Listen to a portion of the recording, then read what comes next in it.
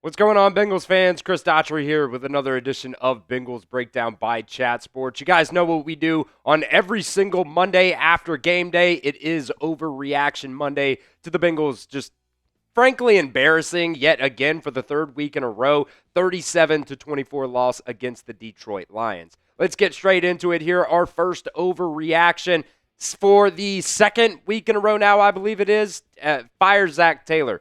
I don't think this is an overreaction at all. I think he's just, at this point, he is not a competent head coach. When Joe Burrow is in there, he is praised for having this amazing offense. Well, it's really not that amazing. Joe Burrow is going out there making this offense look amazing despite Zac Taylor at this point. You know, they run the same plays every single week. There is zero evolution to this offensive game plan. They don't do anything off of other plays. When you watch other games around the league and you see, a formation and maybe there's some motion early in the game, then later on in the game, you see the same formation, you see the same motion, and then they just run a completely different play off of that, same play that the defense saw earlier in the game to confuse them. You don't see that at all in this game plan from Zac Taylor. There's none of that. They use pre-snap motion just because they think they need to. It's just motion for the sake of having motion. If you were going to use pre-snap motion, it's supposed to get the defense out of position or give your guys kind of a head start so they can fly down the football field and beat those defenders. If you don't see any of that, or you don't see any of that in this Bengals offense, it's the same exact thing week after week after week, just cookie cutter. And, Zac Taylor just is not able to scheme up anything with Jake Browning. They're still not able to run the football. He still refuses to give Samaje Perine more carries. It's the same thing every single week. I am tired of it. Do I think the Bengals are actually going to fire him? No, but I'm with you guys. I think the Bengals should fire Zac Taylor. So if you want the Bengals to fire Zac Taylor, get down there and like today's video. Hey, maybe if we get a ton of likes on this video, maybe they'll go out there and fire him. But get down there and like today's video if you guys are like me and you are done dealing with Zac Taylor.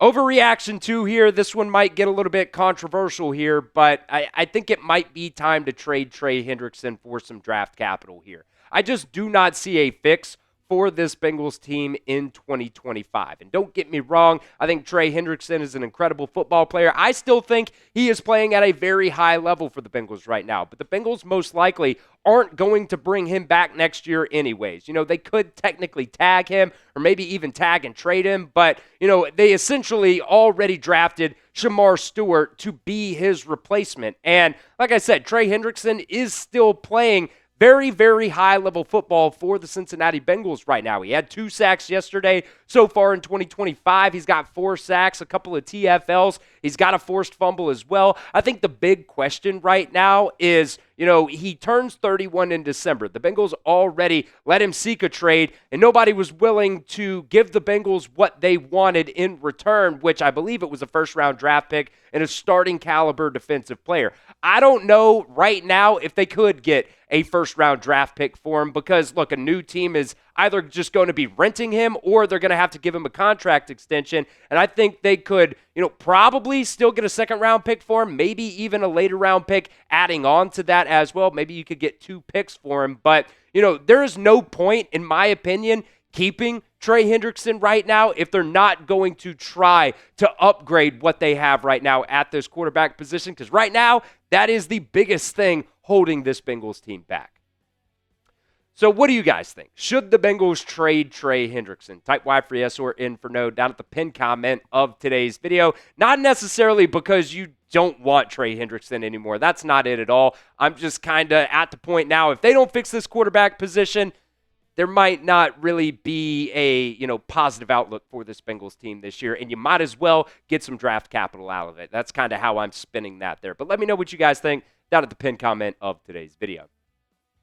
Now, going off of that, I think it's time to either bench Jake Browning or trade for a quarterback. Look, I don't think Brett Rippon's really the answer either. That's why I think you need to go out there and trade for a quarterback. But even if you do, I don't know if that's going to fix all the problems that you have on this Bengals team right now. Look, Jake Browning right now is just playing downright awful. And I get it. This offensive line sucks. This offensive scheme sucks. And even if you do go out and get another quarterback, like it still might be another, at least 2 weeks before they can actually start for you. And even if they do, how vanilla is that offense really going to be in the first couple of weeks that, hypothetically that new quarterback would come in and, be playing under? Jake Browning so far this year, it has not been good at all for the Bengals. He's got more interceptions than touchdowns this year. And I found this stat as well. We talked about the fact that it seems like every single time the Bengals try to push the ball downfield,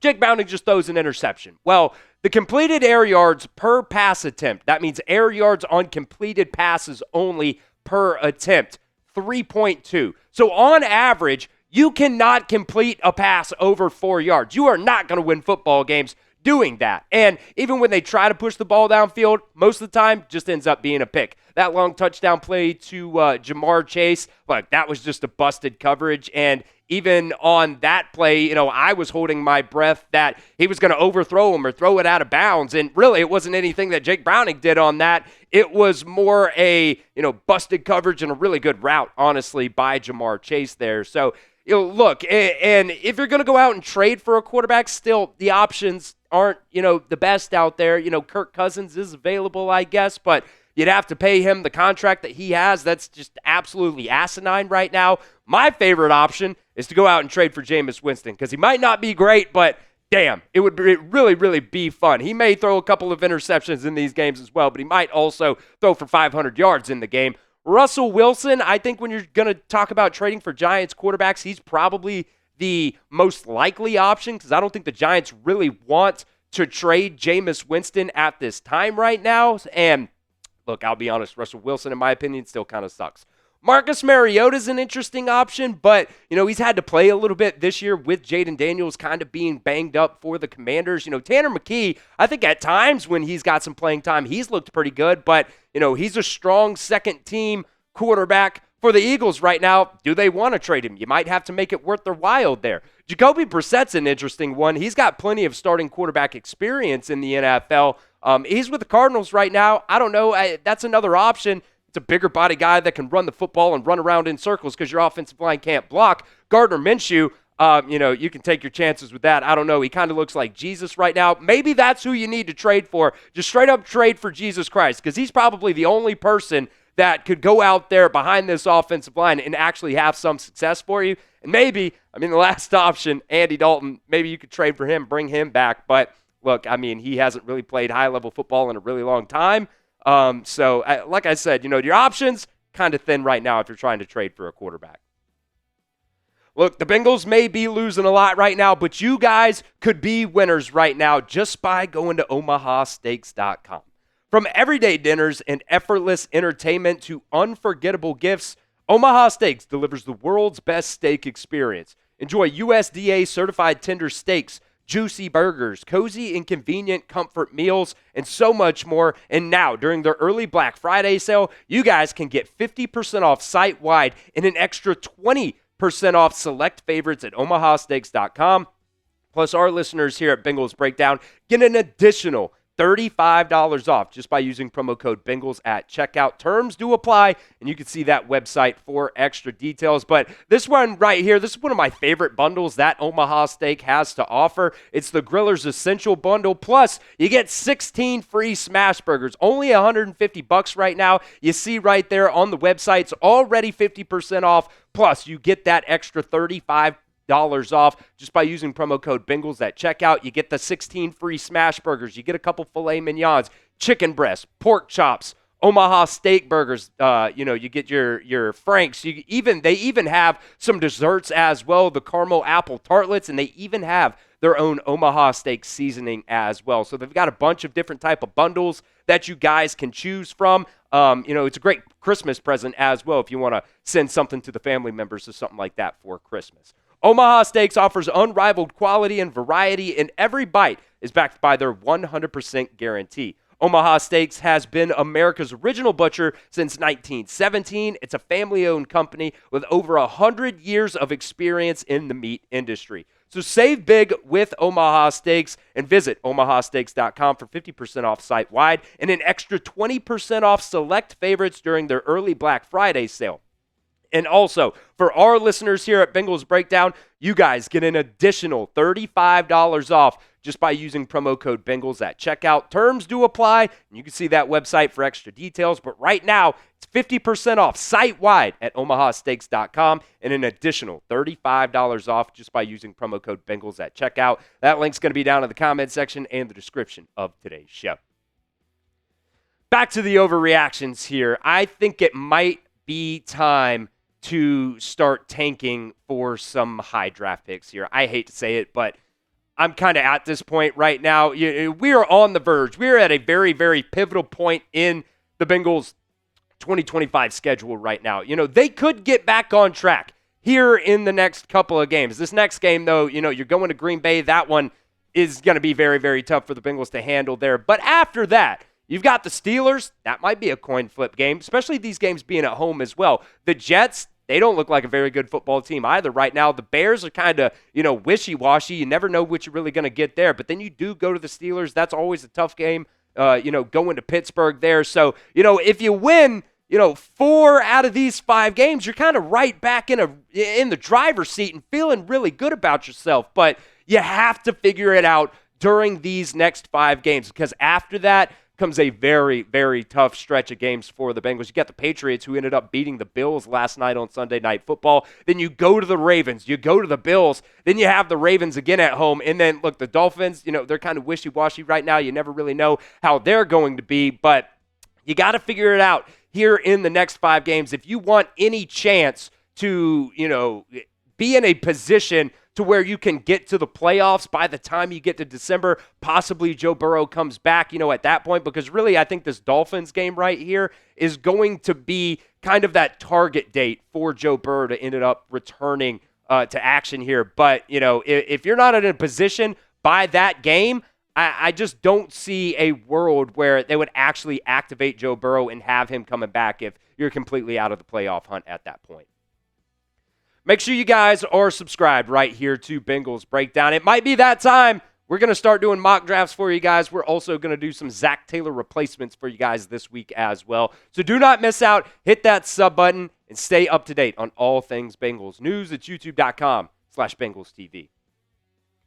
Overreaction number 5 here. Wanted to go a little bit more positive and try to spin this in a positive light. Look, the defense actually kind of played a little bit decent yesterday. I don't think this is an overreaction at all. Al Golden finally blitzed in the first half yesterday, and it actually kind of worked. They were able to generate a little bit of pressure at times yesterday. Trey Hendrickson had the 2 sacks. Joseph Osai had a sack yesterday. Myles Murphy had a sack yesterday. I thought the defensive line actually played pretty decent against the run yesterday as well. I think just overall, you held those Lions running backs kind of in check. I think both of those guys had like 56 and 58 yards or something like that. So overall, I think the Lions rushed for like 118 yards in that game. But, considering the fact that Jake Browning gave them 3 extra possessions, really 4 extra possessions with that safety, if this offense is even slightly competent, the defense might have actually played well enough in that game yesterday to end up winning it. And, I want to say this too.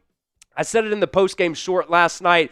Zac Taylor can sit up there all he wants during the postgame press conference and talk about the fight that the Bengals team showed late in that game yesterday. I think a lot of that really was more of the Lions starting to get a little bit complacent towards the end of the game. They dulled down the offense. They started running the ball a lot, just trying to run out the clock. And, when you saw the Bengals start scoring, that Lions offense really turned it back up, and they went right down the field and scored again towards the end of the game. And, even that big play to Jamar Chase for that touchdown was a major busted coverage. And I believe, I might be mistaken on this, but I believe that was the play where Tyrion Arnold came out of the game with an injury. The Bengals were going to Tyrion Arnold all game long, pretty unsuccessfully, I might add as well. He comes out of the game, they go right in that direction and end up scoring a big touchdown there on a busted coverage. But, just overall, the offense was just slightly competent, I think that defense actually played well enough